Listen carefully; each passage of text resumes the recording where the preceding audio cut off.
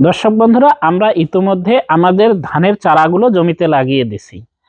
যতটুকু সার, যতটুকু অন্যান্য পুষ্টি উপাদান দেওয়ার কথা, অর্থাৎ যতটুকু মুখ্য পুষ্টি উপাদান এবং গৌণ পুষ্টি উপাদানগুলো যেগুলো আছে, যেগুলো দেওয়ার কথা সম্পূর্ণই আমরা দিয়ে দিছি পরিমাণ মতন। তারপরেও আমাদের জমিতে মনে হচ্ছে যে আমরা সার দিছি যতটুকু, কিন্তু কোনো রকম জমিতে লাগতেছে না। আমাদের জমিতে সার একেবারে ধরতেছে না। চারাগুলো যেভাবে লাগাচ্ছি ওইভাবেই আছে। যেভাবে পাশকাঠি হওয়ার কথা সেভাবেও পাশকাঠি হচ্ছে না। তো এই যে হচ্ছে না কিংবা সার যে ধরতেছে না, এর কি কারণ আছে? কি কারণে এই সার ধরতেছে না? এইটা আমাদের মনে হচ্ছে যে আমরা পরিমাণ মতন সার দেওয়ার পরেও সেরকম রেসপন্স পাচ্ছি না, সেরকম রেজাল্ট পাচ্ছি না। তাহলে কি করলে আমাদের জমিতে সারগুলো সঠিক পরিমাণে কাজ করবে? যতটুকু সার আমি ব্যবহার করছি সেই সারটার আমরা রেজাল্ট পাবো। তো চলুন জানা যাক কি জন্য, কি কারণে আমার সারগুলো কাজ করতেছে না। আপনি যদি এই ভিডিওটি সম্পূর্ণ দেখে থাকেন, গ্যারান্টি দিয়ে বলতে পারি যে আপনার জমিতে যতটুকু সার আপনি ব্যবহার করছেন ততটুকুই কাজে লাগবে। এবং কোথায় এই সমস্যাটি, কি করলে এই সমস্যাটি আপনি নিজে দূর করতে পারবেন, এবং এই ভিডিওটি দেখলে আপনি নিজে বুঝবেন যে আপনার সারগুলো কোথায় আছে, কেন কাজ করতেছে না, কি করলে আপনার সারগুলো সম্পূর্ণরূপে কাজ করবে। এবং আপনার এই কাজের জন্যই আপনার ধানের যতটুকু ফসল, কাঙ্ক্ষিত ফসল আপনি আশা করছেন সেই ফসলটুকু আপনি পাবেন। তো চলুন শুরু করা যাক। তবে হ্যাঁ, পুরো ভিডিও না জেনে দুই একখানে টেনে টুনে এই এলোপাথারি জেনে শুনে আপনি কোনো রকম ব্যবস্থাপনা নিবেন না। এই যে কয়েকটি মিনিট, এটি একটু ধৈর্য ধরে শুনুন, আমি আশা করছি আপনার কাজে আসবে। তো চলুন শুরু করা যাক। আর যারা আমার চ্যানেলের নতুন দর্শক আছেন তারা অবশ্যই চ্যানেলটি সাবস্ক্রাইব করবেন। আর কথা বলছি আমি মোহাম্মদ শাহিনুর আলম শুভ, ডিপ্লোমা কৃষিবিদ, ফার্মার ট্রেনার, সমন্বিত বালাই ব্যবস্থাপনা। তো চলুন শুরু করা যাক। দর্শক বন্ধুরা, আমাদের জমিতে সার কাজ না করার পিছনে বা কাজ করার পিছনে প্রাথমিকভাবে যেটি দায়ী সেটি হচ্ছে মাটির অম্লত্ব বা পিএইচ। এই মাটির অম্লত্ব বা পিএইচ কি, এক কথায় যদি আমরা জানতে যাই তাহলে আমরা বলবো মাটির এটি একটি এমন রাসায়নিক ধর্ম যেটির উপরেই নির্ভর করে উদ্ভিদ কোন পুষ্টি উপাদান কতটুকু পাবে, অর্থাৎ উদ্ভিদের পুষ্টি উপাদানের প্রাপ্যতা এই পিএইচ মানের উপরেই নির্ভর করে। তাহলে এর থেকেই বোঝা যায় যে আমাদের মাটির অম্লত্ব বা পিএইচ এর কতটুকু প্রয়োজন। তো এই মাটির অম্লত্ব বা পিএইচ, এই জিনিসটা কি, এই জিনিসটা নিয়েই এখন আমরা সামনে আলোচনা করি। তো ধৈর্য সহকারে শুনুন মাটির অম্লত্ব বা পিএইচ কি, আর আমরা যে রোয়াগুলো লাগাইছি সেগুলো কেন সার কাজ করতেছে না, আমাদের সারগুলো কোথায়। তো চলুন জানা যাক। তো স্বল্প কথায় আমরা জানি যে মাটির পিএইচ বা অম্লত্ব কি। কারণটা হচ্ছে এই পিএইচ বা অম্লত্ব সারের কাজের মূল একক কিংবা মূল হিসাব নিকাশ এখান থেকেই শুরু হয়। এক কথায় যদি আমরা বলি, উদ্ভিদ কোন পুষ্টি উপাদান কতটুকু কি কি পাবে সেটি নির্ভর করে এই অম্ল বা পিএইচ মানের উপরেই। এক কথায় উদ্ভিদের পুষ্টি মানের প্রাপ্যতা এই পিএইচ মানের উপরেই নির্ভর করে।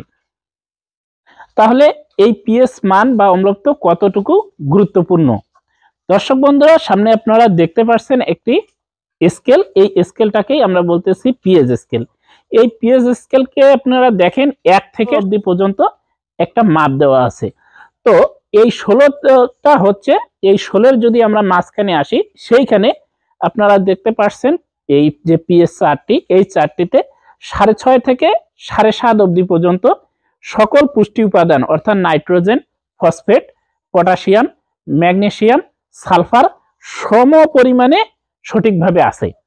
কিন্তু যখনই নিচের দিকে আসতেছেন, অর্থাৎ 6.5 নিচ পাশে আসতেছেন, 5.5 থেকে 4.5 দিকে আসে দেখেন এইখানে শুধু ম্যাঙ্গানিজ, লৌহ, মনিবডিনাম দেখা যাচ্ছে। ওই সাইডে যদি আপনারা যান তাহলে একবারেই দেখবেন মোটামুটি ফাঁকা পড়ে আছে, অর্থাৎ ওই সাইডে কোনো সারেই নাই বা কোনো সারেই কাজই করতেছে না। আপনি সারগুলো দিচ্ছেন, এই সারগুলো বসে আছে কোথায়? 6.5 থেকে 7.5। আপনার জমি আছে কোথায়? 7.5 উপরে। যদি 7.5 উপরে থাকে তাহলেও কিছু নাই, যদি 6.5 নিচে আসে তাহলেও কিছু নাই। তাহলে আপনার জমিতে যে এই যে কাজ করতেছে না, আপনারা যে দেখতেছেন যে কাজ করতেছে না, এই যে চারটা যে দেখা যায়, এই চার থেকে বোঝা যায় যে আপনি যে রোয়াটা লাগাইছেন, যে বীজটা ওখানে লাগাইছেন, যে চারা ওখানে লাগাইছেন, ওই চারার নিচে কিছু নাই। এবং 6.5 থেকে 7.5-এর এখানে দেখেন তো কতগুলো সার যেগুলো আপনি প্রয়োগ করছেন সবগুলোই আছে। তাহলে কাজ যে করতেছে না, এটা কি একেবারে বোঝা যাচ্ছে তো নাকি? তাহলে এইটাতে আমরা তো এখন জমিতে লাগাই ফেলছি রোয়া, এই যে এখন আমরা এইটাতে আমাদের চারাগুলোকে কিভাবে আনতে পারবো, এই জায়গাটায় ভালো করে লক্ষ্য করে দেখেন তো যে আসলে সব সারগুলো আমরা যেটা প্রয়োগ করছি সেটা 6.5 থেকে 7.5-এর মধ্যে আছে। এই সাইডেও কিছু নেই, এই সাইডেও কিছু নেই, অর্থাৎ 7.5-এর উপরে যেটা সেটাকে আমরা বলতেছি ক্ষার, 8, 9, 10, 11 এটাকে হচ্ছে অতিমাত্রায় ক্ষার। 6.5-এর নিচে যেটা সেটা হচ্ছে অম্লত্ব। অম্লত্ব এটি হচ্ছে একটা একটা মাপ এবং এইটি হচ্ছে একটা মাপ। এটাকে আমরা বলতেছি অ্যাসিডিক, অ্যাসিড, অ্যাসিড, অম্ল, অ্যাসিড। ওই সাইডটাকে আমরা বলতেছি ক্ষার বা অ্যালকালিক। তাহলে যদি এই সাইডে আসে কিংবা এই সাইডে আসে, তাহলে এই দুই সাইডেই ফাঁকা, মাঝখানে আমাদের সার পড়ে আছে, তাহলে সার কাজ করবে কিভাবে? কাজ করার কোনো প্রশ্নই আসে না। এখন আমরা এটা এইভাবে আনবো কিভাবে? এটার জন্য অবশ্যই আমাদের জমির পিএস মান পরীক্ষা করতে হবে। এই পিএস মান আমরা কিভাবে পরীক্ষা করতে পারবো? আপনার এলাকার উপসহকারী প্রতিটি কৃষি অফিসারের কাছে একটি পিএস মিটার থাকে। আপনি যদি তাদের সাথে যোগাযোগ করতে পারেন তাহলেই আপনার জমির পিএস মান আপনি মাপতে পারবেন এবং কোন পর্যায়ে আছে আপনি এই চার্টটা দেখলেই বুঝা পাবেন যে আমার সারগুলো এখন কোথায়, আমার গাছটা কোথায়। তাহলে সঠিকভাবে আপনি বুঝতে পারবেন আপনার কি করণীয়।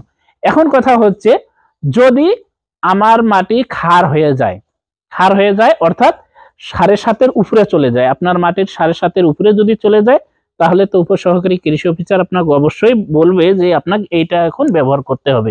যেহেতু আমরা একটা প্রোগ্রামে আছি, তাহলে আমি সংক্ষেপে কিছু বলি যে আপনার 7.5-এর উপরে চলে গেছে। সেই ক্ষেত্রে আপনি যেটি করবেন সেটি হচ্ছে, এখন যেহেতু আপনার চারা রোপণ করা আছে জমিতে, তাহলে এখন যেটা করণীয় সেটি হচ্ছে আপনারা ফিটকিরি ব্যবহার করতে পারেন। ফিটকিরি হচ্ছে অম্ল।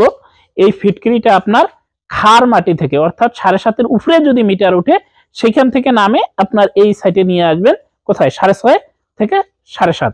তাহলে এইখানে নিয়ে আসতে আপনাকে এখন যেটি ব্যবহার করতে পারবেন সেটি হচ্ছে ফিটকিরি। এই ফিটকিরি হচ্ছে অম্ল, এই অম্ল অ্যাসিড থাকার কারণে এটি আপনার ওই জায়গা থেকে টেনে নিয়ে আসবে এই দিকে। তাহলে আপনারা ফিটকিরি যদি ব্যবহার করেন, ফিটকিরি ওই সাইড থেকে অ্যাসিডিক করে নিয়ে আসতে পারে। সালফারিক অ্যাসিড থাকার কারণে ওইটা এই সাইডে নিয়ে আসতে পারবে। আর যদি নিয়ে আসে, সেই ক্ষেত্রে যদি ওইটা প্রয়োগ করতে না পারেন, সেই ক্ষেত্রে আপনারা যদি জিপসাম প্রয়োগ করেন, জিপসামও কিন্তু আবার মাটির খারত্ব কমিয়ে মাটিকে অম্লত্বর দিকে নিয়ে আসে। সেই ক্ষেত্রে অবশ্যই আপনার জিপসাম প্রয়োগ করা লাগবে। ভালো মানের জিপসাম যদি প্রয়োগ করেন তাহলে কিন্তু ওই কাজটা এই সাইডে আসি করবে। এখন দেখেন আপনার মাটি ক্ষার হয়ে গেছে, অম্লত্ব হয়ে গেছে। এখন অম্ল মাটিকে কিভাবে ক্ষার করবেন? সেই ক্ষেত্রে আপনার অবশ্যই মাটিতে চুন প্রয়োগ করতে হবে। শতকে 4 কেজি হারে একবার ব্যবহার করলে আপনার 3 বছর ব্যবহার করতে হবে না। আমাদের কোন জমিগুলো বেশি পরিমাণে ক্ষার হয়ে যায়, অর্থাৎ 7.5-এর উপরে চলে যায়, এটি দেখবেন যে এই মাটিগুলো একটু বালুর পরিমাণ বেশি থাকে, যেই মাটিগুলো বালুর আকার বেশি থাকে এই মাটিগুলোর কিন্তু ক্ষার হওয়ার সম্ভাবনা বেশি। যেই মাটিগুলো একেবারে পোষা মাটি, বিভিন্ন মিথেন গ্যাস ট্যাস পোষা জিনিস পড়ে থাকে, পচনীয় জিনিস পড়ে থাকে, একেবারে তলা কিংবা পলি আসে, এই ধরনের মাটিগুলো হচ্ছে অম্ল মাটি। অম্ল মাটি এবং ক্ষার মাটি, এই দুই মাটিতেই কিন্তু আসলে ফসল কম কাজ করে। তবে অম্ল মাটিতে কিছু সারের আধিক্য থাকে, যেমন লৌহ দেখতেছেন, ম্যাঙ্গানিজ দেখতেছেন, মলিবডিনাম দেখতেছেন, এগুলো থাকে। কিন্তু ক্ষার মাটিতে যে দেখেন যে এই সাইডটাতে কিছুই নেই। তাহলে ক্ষার মাটি থেকে আমরা এখন আমাদের চারাগুলোকে টেনে আনতে পারবো কি প্রয়োগ করে? ফিটকিরি ব্যবহার করে। তাহলে আমরা এই ফিটকিরি দিব আমরা পার বিঘায়, অর্থাৎ 33 শতকে যেই বিঘা সেইখানে আমরা ফিটকিরি ব্যবহার করতে পারবো হচ্ছে হাফ কেজি, অর্থাৎ 500 গ্রাম। এই 500 গ্রাম ফিটকিরি আমরা টুকরো টুকরো করে যদি নেই টুকরো টুকরো করে নিয়ে সারের মতো এটা বিকাল বেলা ছিটিয়ে দিতে হবে। বিকাল বেলা ছিটাবো এই কারণে, কারণ এটি যদি আবার রোয়ার পাতায় পড়ে যায় সেক্ষেত্রে পুড়ে যাওয়ার একটা আশঙ্কা থাকবে। তাহলে যদি আমরা বিকাল বেলায় কম তাপমাত্রায় ছিটাই তাহলেই কিন্তু তার কয়েক দিনের মধ্যেই 3 থেকে 5 দিনের মধ্যেই দেখবেন আপনি আপনার সারগুলো লাগা কাজ করে দিয়েছে। আর বিশেষ করে ক্ষার জমিতেই কিন্তু আপনার nitrogen, phosphate, potassium, magnesium, sulphur এগুলা কোনোটাই কাজ করে না। একবারে দেখবেন যে মাটিতে সম্পূর্ণ লগ হয়ে আছে, কোনো সারেই কাজ করতেছে না, এই যে যখনই 7.5 পার হয়ে যাবে। আর যদি আপনি দেখেন যে এই সাইটে একেবারে নিচে নামে গেছে, কোনো উপায় নাই, সেই ক্ষেত্রে আপনারা যেটা করতে পারবেন সেটি হচ্ছে পানের যে চুন, এখন তো আর ডলচুন প্রয়োগ করার কোনো ওয়ে নাই, সেই ক্ষেত্রে পানের চুন পার বিঘায় 3 থেকে 4 কেজি, পার বিঘায় 3 থেকে 4 কেজি আপনারা টুকরা টুকরা করে নেবেন। টুকরা টুকরা বলতে সারের দানা করে নেবেন, নিয়ে 3 থেকে 4 কেজির মতন ছিটিয়ে দিবেন। তবে এর পরিমাণ কিন্তু বেশি করা যাবে না, যদি এর নিচে একটু আনতে পারেন তাহলে হবে, কিন্তু এর পরিমাণ কোনোভাবে বাড়া যাবে না। আমরা যে মাপটা এখন স্কেলটাতে দেখতে পাচ্ছি এই সারগুলো কিন্তু সব মাঝখানে, কোথায় 6.5 থেকে 7.5। তাহলে আপনি চুন প্রয়োগ করতেছেন মানে কি, আপনি ওই যে 6 থেকে 5.5 থেকে কিংবা 4 থেকে আপনার যে মানটা দেখাবে অর্থাৎ 6.5 এর নিচে, 6 এর নিচে যে মানটা আছে এখান থেকে আপনি টেনে কোথায় আনতেছেন 6 থেকে 7-এ, তাহলে কিন্তু আপনার গাছটা ধরেন যে আপনার সারের উপরে এসে পড়লো, তাহলে এখন দেখবেন আপনার সার কাজ করতেছে। এটা যত তাড়াতাড়ি আনতে পারবেন তত তাড়াতাড়ি কাজ করবে।